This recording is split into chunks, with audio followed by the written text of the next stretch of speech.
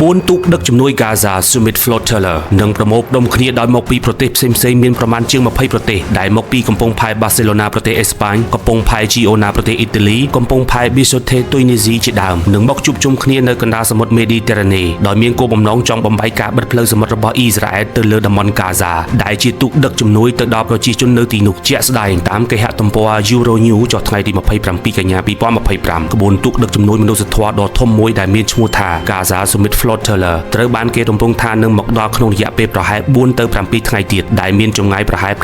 745គីឡូម៉ែត្រពី Gaza កងនាវាចរនឹងចូលទៅក្នុងតំបន់ដែលមានហានិភ័យខ្ពស់ក្នុងរយៈពេលប្រហែល2ថ្ងៃជាកន្លែងដែលរំពឹងថានឹងមានការកើនឡើងជាលំដាប់ត្រូវការប្រុងប្រយ័ត្ននិងសាមគ្គីភាពជាសកលបេសកកម្មនេះមានគោលបំណងបំបែកការបិទផ្លូវរបស់អ៊ីស្រាអែលនៅតំបន់ Gaza និងផ្ដល់ជំនួយមនុស្សធម៌រួមទាំងការផ្គត់ផ្គង់ផ្នែកវិទ្យាសាស្ត្រផងដែរនាវាដឹកជំនួយមាននាវាប្រហែល50គ្រឿងជាមួយសកម្មជនមកពីជាង20ប្រទេសរួមទាំងសមាជិកជាប់ឆ្នោតមកពីអឺរ៉ុបនិងសហរដ្ឋអាមេរិកកងនាវាចរបានប្រឈមមុខនឹងការវាយប្រហារដោយយន្តហោះគ្មានមនុស្សបើកនិងការគំរាមកំហែងរបស់អ៊ីស្រាអែលដោយអ៊ីស្រាអែលបញ្ជាក់ថាខ្លួននឹងមិនអនុញ្ញាតឲ្យនាវាណាមួយចូលទៅក្នុងតំបន់ដែលខ្លួនហៅថាតំបន់រារាំងកងទ័ពជើងទឹករបស់ខ្លួនឡើយអ្វីបើមានការលំបាកផ្នែកបច្ចេកទេសដែលប៉ះពាល់ដល់ក្បួនដឹកក៏ដោយតែបេសកកម្មរបស់ខ្លួននៅតែបន្តហេតុអ្វីបានជាអ៊ីស្រាអែលបិទច្រកសមុទ្រនេះមូលហេតុចម្បងនោះគឺហេតុផលសន្តិសុខជាតិដោយអ៊ីស្រាអែលលើកឡើងថាការអនុញ្ញាតឲ្យទូកចូលដោយផ្ទាល់ទៅតំបន់ Gaza នឹងបើកផ្លូវឲ្យក្រុមហាម៉ាស់ឬក្រុមប្រដាប់អាវុធផ្សេងទៀតនៅក្នុងតំបន់ Gaza អាចលួចនាំចូលអាវុធគ្រាប់រំសេវនិងសម្ភារៈយោធាពីបរទេសតាមសមុទ្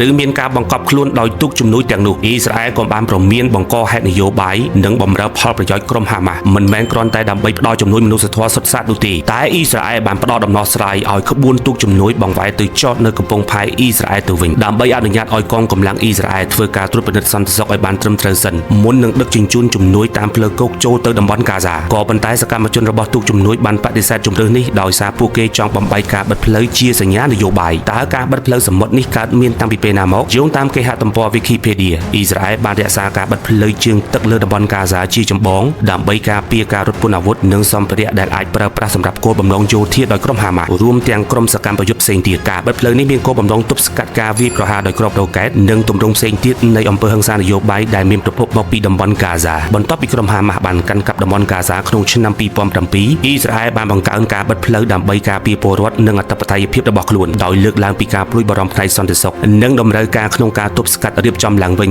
របស់ក្រុមសកម្មប្រយុទ្ធតាមរយៈផ្លូវសមុទ្របេសកកម្មសំខាន់របស់ក្បួនទូកជំនួយនេះគឺដើម្បីទាក់ទាញចំណាប់អារម្មណ៍របស់ពិភពលោកទៅលើការបិទផ្លូវដែលជាការផ្ដល់ជំនួយទ្រង់ទ្រាយធំស្របពេលដែលទូករបស់ពួកគេភាគច្រើនត្រូវបានរារាំងស្ទាក់ចាប់ឬវាយប្រហារមុននឹងទៅដល់គោលដៅបេសកកម្មរបស់ពួកគេត្រូវបានរៀបចំឡើងដោយបណ្ដាញអង្គការសង្គមស៊ីវិលអន្តរជាតិដែលហៅថា Freedom Flotation Coalition ដែលមានការិយាល័យនៅតាមបណ្ដាប្រទេសជាច្រើនពួកគេអះអាងថារដ្ឋបတ်ការរបស់ពួកគេគឺគ្មានអំពើហិង្សានិងមានតែគោលបំណងមនុស្សធម៌តែប៉ុណ្ណោះទោះបីជាយ៉ាងណាមន្ត្រីអ៊ីស្រាអែលបានចាត់ទុកទូកដឹកជំនួយថាបានបង្កប់ក្រុមភេរវករនិងបានជំរុញឲ្យកងនាវាចរដកការផ្គត់ផ្គង់នៅក្នុងទឹកដីអ៊ីស្រាអែលតែត្រូវបានកងនាវាដឹកទូកជំនួយបដិសេធគួរបញ្ជាក់ផងដែរថាគឺត្រឹមដំណាក់កាលដំបូងនៃការបិទផ្លូវឆ្នាំ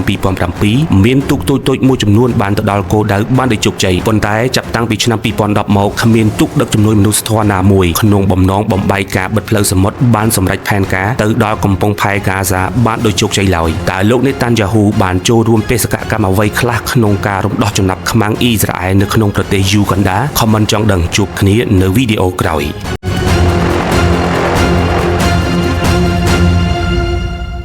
សម្រាប់ប្រិយមិត្តដែលមានបំណងចង់ក្លាយជាអ្នកផលិតមាតិកាចម្រុះឬមាតិកាផ្សេងៗយើងខ្ញុំមានទទួលបង្រៀនដោយតម្លៃពិសេសត្រឹមតែ